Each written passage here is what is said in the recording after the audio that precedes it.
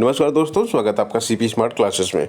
दोस्तों, यूपीपीएससी से खबर आ रही है कि सीधी भर्ती में अभ्यर्थियों की स्क्रीनिंग परीक्षा के अंक जोड़ने की मांग की जा रही है और शासन को ऐसा प्रस्ताव भी भेजा जा चुका है। अभी जो क्या होता है कि सिर्फ इंटरव्यू के अंक जोड़े जाते हैं।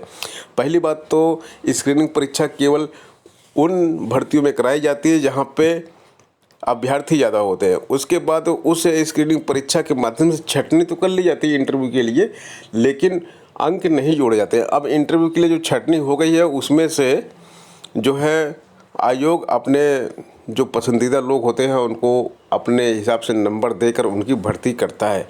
ऐसा आरोप छात्र लगाते रहे, लगातार लगाते रहे, मनमाने अंक देकर जो है चहेतों की भर्ती की जाती है। तो अब छात्र ये चाहते हैं कि स्क्रीनिंग परीक्षा के जो अंक हैं उसको मुख्य परीक्षा यानी कि जो इंटरव्यू हो रहा है उसमें जोड़कर तब मेरिट बनाई जाए। और स्क्रीनिंग परीक्षा में 2019 से नेगेटिव मार्किंग भी शामिल कर दी गई है। अब नेगेटिव मार्किंग भी इसमें लगी है, तो जो भी छात्र इसको क्लियर कर रहे हैं वो इंटरव्यू जब देंगे तो उसमें इस परीक्षा के अंक भी जोड़े जाएं। दूसरी मांग यहाँ पर है कि अभ्यर्थियों को परिणाम से पहले उत्तर कुंजी चाहिए। उत्तर कुंजी ऐसा देखा जा रहा है कि उत्तर प्रदेश लोक सेवा आयोग पिछली कई परीक्षाओं की पहले परिणाम जारी कर देता है, बाद में उत्तर कुंजी जारी करता है। इससे अभ्यर्थी जो है कह रहे हैं कि ये ठीक नहीं है। संशोधित उत्तर कुंजी जैसे जारी की गई पीछे 2019 की बात करें तो यहाँ पे परिणाम जारी पहले कर दिया गया और उत्तर कुंजी जो है बाद में जारी की गई। इसी के साथ साथ छात्रों की एक मांग और है कि सरकार ने जो एक हाई पावर कमेटी गठित की है स्केलिंग के मुद्दे के लिए, उसमें छात्र मांग कर रहे हैं कि छात्रों के प्रतिनिधियों को भी उसमें शामिल किया जाए। युवा मंच के संयोजक राजेश सचान ने आयोग पर छात्रों को गुमराह करने का आरोप लगाया है। उनका कहना है कि हाई पावर कमेटी में छात्र प्रतिनिधियों की भागीदारी इसलिए जरूरी है क्योंकि आयोग लगातार इस बात पर जोर दे रहा है। एडेड जूनियर शिक्षक भर्ती का परिणाम 10 जुलाई के बाद जारी होगा। 15 नवंबर 2021 को यह परीक्षा कराई गई थी। 390 प्रधानाध्यापक और 1504 सहायक अध्यापकों के लिए परीक्षा कराई गई थी। रिजल्ट भी जारी किया गया था, लेकिन अब इसका संशोधित रिजल्ट जारी करना है क्योंकि इस पे काफ़ी आरोप लगाए गए थे। आरोप की पुष्टि होने के बाद शासन के निर्देश पर उत्तर प्रदेश परीक्षा एवं प्राधिकारी कार्यालय में परीक्षण कार्य अंतिम चरण पे है। जब ये अंतिम चरण पे है तो यहाँ पे ये बात की जा रही कि संशोधित परिणाम 10 जुलाई के बाद कभी भी जारी किया जा सकता है।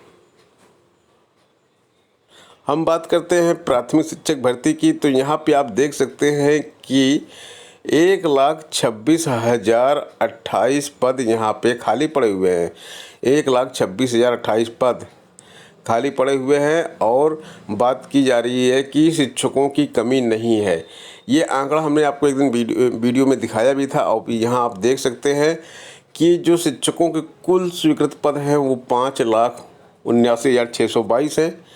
4,53,594 शिक्षक कार्यरत हैं। 1,26,028 पद यहाँ पे खाली पड़े हैं। ये सब आरटीआई का कमाल है। ये सारी चीज़ें वहाँ से निकल के आई हैं और ये रिक्त पदों की संख्या जो है 2021 की है।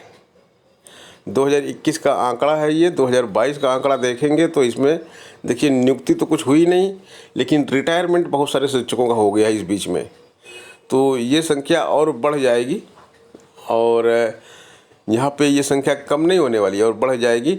और बेसिक शिक्षा विभाग का एक और आपको करामात दिखाते हैं। यहाँ पे 18 शिक्षक जो है 6 साल से स्कूलों का इन्होंने मुंह भी नहीं देखा है। 18 शिक्षकों में 2 शिक्षा मित्र भी हैं, यानी कि 16 शिक्षक और 2 शिक्षा मित्र ये 6 साल से स्कूल नहीं गए, लेकिन फिर भी सेवा में चल रहे। ना तो इनके ऊपर कोई किसी प्रकार के निलंबन की कार्रवाई की गई, ना तो बर्खास्तगी की कार्रवाई की गई। इस तरह से उत्तर प्रदेश का बेसिक शिक्षा विभाग कार्य करता है।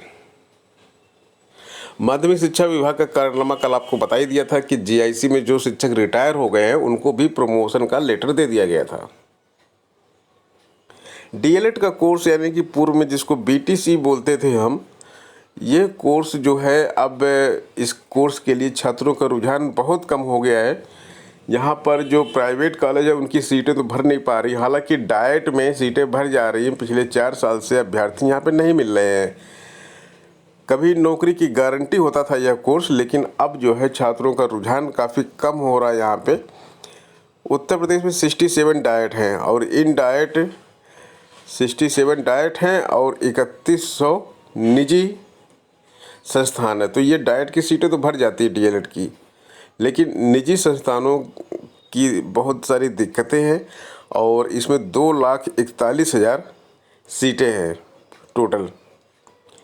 डाइट में कुल 1,06,000 सीट है। यहाँ पे 1,06,000 सीट है तो ये सीटें भर जाती हैं, लेकिन 2,32,000 सीटें जो यहाँ पे हैं वो सीटें यहाँ पे नहीं भरती हैं।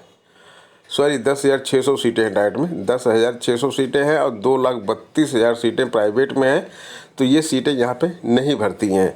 बहुत सारे कॉलेज तो ऐसे हैं जहाँ पर एक भी स्टूडेंट ने पिछले सत्र में एडमिशन नहीं लिया था। 106 निजी संस्थान ऐसे थे जहाँ एक भी छात्र ने प्रवेश नहीं लिया था और बहुत सारे संस्थान ऐसे थे जहाँ से बामुश्किल 10-12 छात्रों ने प्रवेश लिया था।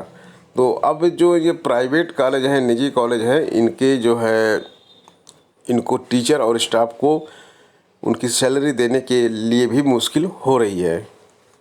तो सब मिला के डाइट के प्रति, डाइट कह रहा हूँ, ये बीटीसी यानी कि डीएलएड के प्रति छात्रों का रुझान बहुत ही कम हो रहा है। 1 महीने यानी 3 महीने यानी कि 100 दिन की भर्तियों का लक्ष्य दिया गया था सभी आयोगों को और लक्ष्य 9,500 भर्ती का दिया गया था। यूपी SSS को 950 से भी कम भर्ती ये कर पाए हैं और वहीं पर यूपी PSC ने जो है रिकॉर्ड भर्ती की है। 110% उसका अनुमान गया है, जितना उसको टास्क दिया गया था उससे ज़्यादा उसने भर्ती कर लिया। और वहीं पर यूपी SSS जो है ये फिसड्डी साबित हुआ है। इन्होंने बिल्कुल भर्ती नहीं की, उन्होंने 10% ज़्यादा भर्ती की, 110% उत्तर प्रदेश लोक सेवा आयोग ने भर्ती की, तो इनका प्लस 10% में चला गया और यूपी SSS ने केवल 10% ही भर्ती की, माइनस में 90% इनका चला गया। ये 2 आयोगों का डिफरेंस जो आपको देखने को मिल रहा है, ये इनकी कार्यशैली भी इसी से आपको पता चल जाएगी। देखिए यहाँ पे लिखा है, अधीनस्थ सेवा चयन आयोग में ने योगी सरकार 2.0 के 100 दिन के कार्यकाल में 9,500 युवाओं को नौकरी देने का दावा किया था, लेकिन 940 युवाओं का ही चयन हो सका है, यानी कि 10% से भी ये कम है। तो इनका जो है इस तरह से हिसाब किताब बहुत ही फिसड्डी है। कनिष्क सहायक का रिजल्ट जारी किया 534 का, आबकारी सिपाही का रिजल्ट जारी किया 405 का और 9,212 एएनएम भर्ती का भी निर्धारित समय पूरा नहीं हो सका। अगर ये पूरा हो गया होता तो इनकी संख्या बढ़ जाती, लेकिन ये पूरा नहीं हो पाया। 22 मई को मंडी परिषद के नक्शा नवीस एवं रोड रोलर चालक और सहायक सांख्यिकी अधिकारी परीक्षा कराई गई है। 3 जुलाई को सहायक बोरिंग टेक्नीशियन की परीक्षाएं भी इसमें शामिल हैं। 3 जुलाई को ये हो गई है। तो अब इस तरह से जो है इनके ये नतीजे आ रहे हैं। विज्ञापन जारी करने में भी ये काफ़ी पीछे हैं। पीईटी 2022 में केवल इसमें विज्ञापन जारी कर पाए हैं और कोई विज्ञापन ये जारी नहीं कर पाए हैं। अगर आप बैंकों में क्लर्क बनना चाहते हैं तो IBPS लाया है आपके लिए एक बड़ी भर्ती। लिपिक संवर्ग में 6,035 भर्तियां लेके आया है। इन बैंकों में बहुत सारे बैंक हैं जो इसमें ये भर्तियां हैं। बैंक ऑफ बड़ौदा में नौकरी आप पा सकते हैं, इससे केनरा बैंक में पा सकते हैं, इंडियन ओवरसीज बैंक में पा सकते हैं, यूको बैंक में, bank of India, central bank of India, Punjab national bank है, union bank of India, bank of Maharashtra, Indian bank, Punjab एवं सिंध बैंक, इन सब में आप नौकरी पा सकते हैं। और उत्तर प्रदेश में जो नौकरियाँ हैं वो 1,089 पद हैं। तो अगर आप इन 1,089 पदों के लिए आवेदन करना चाहते हैं तो IBPS में आप अप्लाई कर दीजिए। बाकी अन्य राज्य के छात्र भी देख लें कि किस राज्य में कितनी वैकेंसी हैं। सब यहाँ पे पूरा डिटेल से दिया है। सबसे ज़्यादा वैकेंसी उत्तर प्रदेश में है, उसको महाराष्ट्र में दिख रही हैं और बाकी अन्य राज्यों में भी इसी तरह की वैकेंसी है। पंजाब में छोटा राज्य है लेकिन यहाँ भी वैकेंसी अच्छी खासी है। तो दोस्तों ये हो गया आज का वीडियो। पसंद आया हो तो लाइक ज़रूर कीजिएगा और शेयर ज़रूर कीजिएगा। सीपी स्मार्ट क्लासेस पे बहुत सारी क्लासेस चलाई जा रही हैं, उसको भी आप ज्वाइन कर सकते हैं। आप इस नंबर पे संपर्क कर सकते हैं व्हाट्सएप के माध्यम से, और आपकी पूरी जानकारी आपको दे दी जाएगी आपके कोर्स के बारे में। और एप्लीकेशन आप डाउनलोड कर सकते हैं गूगल प्ले स्टोर से, अदरवाइज़ आप नीचे डिस्क्रिप्शन बॉक्स में भी इसका लिंक दिया हुआ है, वहाँ से भी डाउनलोड कर सकते हैं। धन्यवाद।